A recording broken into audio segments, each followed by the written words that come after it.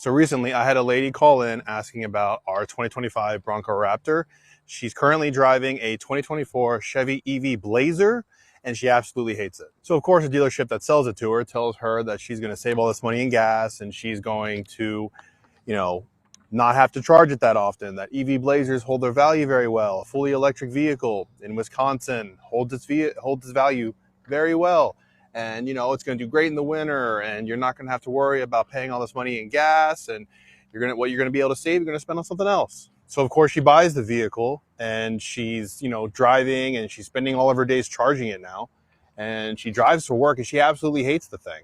So of course we're doing our best to help her. So we take a look at her vehicle, and Kelley Blue Book, a very good rating, is coming back around 28 grand, while Carfax is coming back around 27, and she owes $67,000 on this vehicle. So I tell her, I'm like, look, you're rolling over 37 grand of negative equity. So we're talking over the phone, and she tells me, oh yeah, I know I'm going to lose some money or a lot of money on it. Just get me out of this thing. I can't stand it anymore.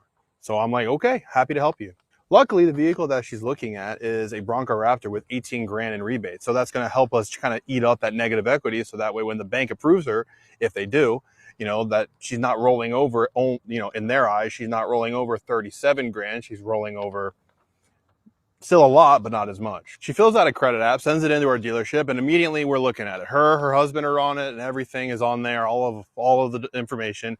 And so immediately we look at it, we see the negative equity, we see what they make, we see their credit scores, and immediately we're like, this is not a car deal. There's no way we can help her. So of course we spend the entire day fighting with the bank, negotiating on her behalf, and fighting and doing our best until finally a bank comes back with an approval. So I give her a phone call, and I'm like, hey, we have an approval for you. You're going to need a couple grand of money forward. And she was thrilled. So the next morning they come in, they test drive the vehicle, and they bought it. Her loan to value when it was all said and done was about 157%. And her car payment was $2,200 a month. She wasn't thrilled about the $2,200 a month payment, but she hated her EV Blazer, and she was just happy that we got her out of it. So tell me, what do you guys think? Do you think she should have paid $2,200 for that Blazer? What would you have done? The reason why I say prevention is better than the cure. This can't even be cured. The number one thing was you hated the Blazer. You could have just kept it. Sometimes you just got to eat the bullet and say, hey, this is the hand I was dealt.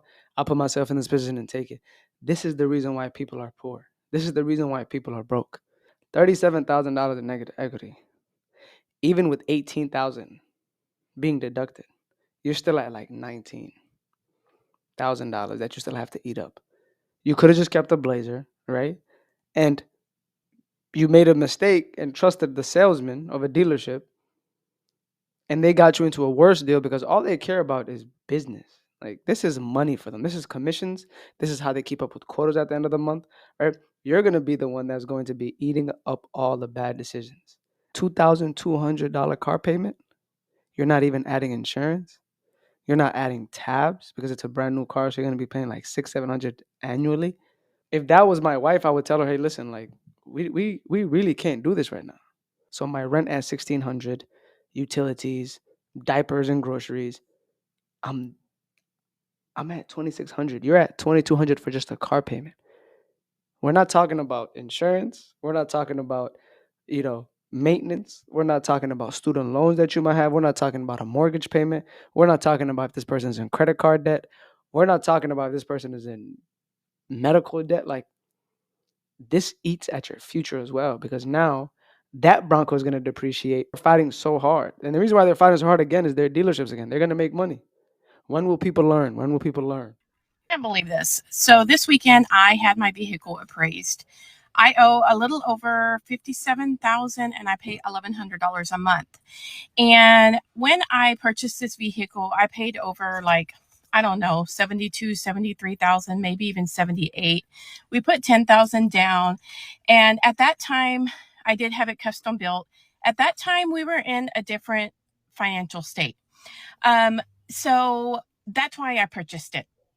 And now that we are doing everything we can to get this debt paid off as soon as possible, just to be, a little bit more comfortable, I am wanting to trade it in, because now I know that paying $1,100 a month for a vehicle is absolutely insane. So anyways, this weekend I had it appraised because I'm like, I'm going to go ahead and trade it in and at least cut my payments in half. and they appraised it at like 40,000. I almost flipped over. Like, I'm shocked, but I'm not, because I know that things depreciate so quickly.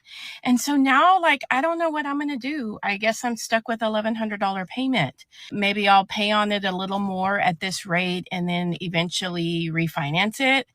Maybe I could refinance it now, but I feel like that's just adding another year and my payments are still going to be like around $800. I don't know. We are actually pre-qualified to purchase a home, which that only is, I think, you hold the pre-qualification in Texas for like 60 days. So that's probably fixing to expire anyways.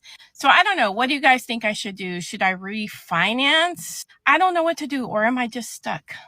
She mentioned that they were doing better financially during that time. That is a natural human feeling, to feel like because you make a lot of money, you deserve this. And then it puts you in these situations that later you have to kind of cure. You know what I mean? 1,100 is better than the last video that we just literally watched at 2,200, right? Because that's double. So that's like having two cars that this lady has. That one was diabolical. Comment down below if you think that $2,200 car payment would squeeze the life out of you. The juice was not worth the squeeze. But you're in this position. And the problem here is that, right, is that Americans do not know the difference between gross and net. Because if a person makes $100,000 after taxes, you're making 68,000. So on paper, you're making 100 grand, right? Which the banks will use to get you the most car you can get, right? With the little money that you have after being taxed, right? You can see how that becomes a problem, because we have an overspending problem. You could have got the same car at 30,000 used, let somebody else eat the depreciation. You could have bought a house before a car. Priorities. We make bad decisions, then we ask questions later. No, ask questions first, so then you can live better. These cars are a money pit.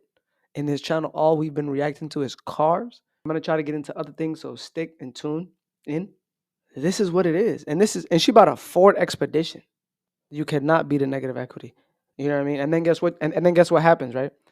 What happens is you have to be in the same position that lady was in and eat the negative payment, right?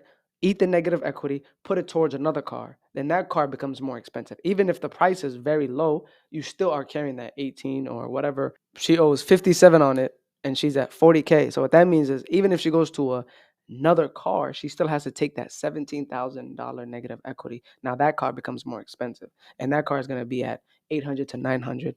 I don't know, depending on her interest rate, right? It becomes a slippery slope of just financial ruin, financial instability, financial wreck. And this is how it starts. You have an innocent person that's never financed a car, that's never dealt with any credit, that never opened up a credit card, fairly new, going into a situation, right, that they know nothing about. And who was a referral from a client I previously sold. She was an absolute zero score, so she had nothing on her credit file. Literally, when you ran her credit, nothing came up. Because of where her credit currently stands, I already knew that I was going to need a pay stub because the bank is going to ask for it, so I told her to send one over. Based on her total year-to-date income, she only really made $1,200 a month. Now, I'm not going to lie to you guys. I did not think that this one was going to go through, but bruh, it did. There was a bank that actually gave her an approval, but the rate was literally 30%. It was 30.00. Making $1,200 a month at 30%, her whole check is gonna go to the car. Let's keep going. Put everything on paper so she could see it. She went over the monthly payment and she signed. She told me she already knew that the interest rate was going to be super high, but she was tired of taking Ubers, asking for rides, and trying to schedule the whole bus thing. The absolute best advice that I could give her was to make more payments than what was required. She needed to make some principal payments to get that balance down. If she took the full term to try and pay that car off, she's going to pay Lord knows how much in interest, and that's not something that I want her to have to deal with. Drop in the comments if you guys would have took that deal. Making $1,200 a month at 30% interest rate. The system is there and is designed to keep you broke, but you will still go in and do it. This is what I was talking about in the other videos. Do what we have to do now, ask questions later. You will never finish off that payment. You're going to be in so much negative equity. This is how it starts. This is how negative equity starts. Because at 30%, whatever her payment is, let's say it's $500 on the amortization schedule, what's going to be taken out is probably, and this is just an example, right, is going to be 80% interest, 20% principal. Something along those lines. So let's say if it's a $500 car payment, and I'm just being figuratively here, right? $500 car payment is going to be, for her, interest, $400 taken out, $100 goes to the principal. So now imagine if you're doing that for many years. Now you understand how the principal wasn't going to the car, so you really weren't making any payments towards the car. So now you're in negative equity. The last 2 years, that's when principal is going to hit. It's just like a house. The first 15 to 18 years is going to be interest. And the last 12 years or 15 years is going to be principal. It is a trap. They don't want you to get a business loan, or they don't want to accept you for a business loan. But with these liabilities, they want it because it's a passive income for the bank. They needed some sort of a middle thing that they can loan out money, right? So they said, we need either a house or a car, nothing else. Oh, vacations. Comment down below if you were flabbergasted, if you were secondhand traumatized. You know what I mean? Because people will only ask questions later. They're going to try to problem solve later. Prevention is better than the cure, y'all. Prevent it before it happens to you. You know what I mean? Make sure to like, comment, and subscribe. I'm going to end the video here. You know what I mean? Comment down below what you guys think. Share these videos with anybody that you might think, will enjoy this type of content. I appreciate you guys. With that being said, have a good one. Bye.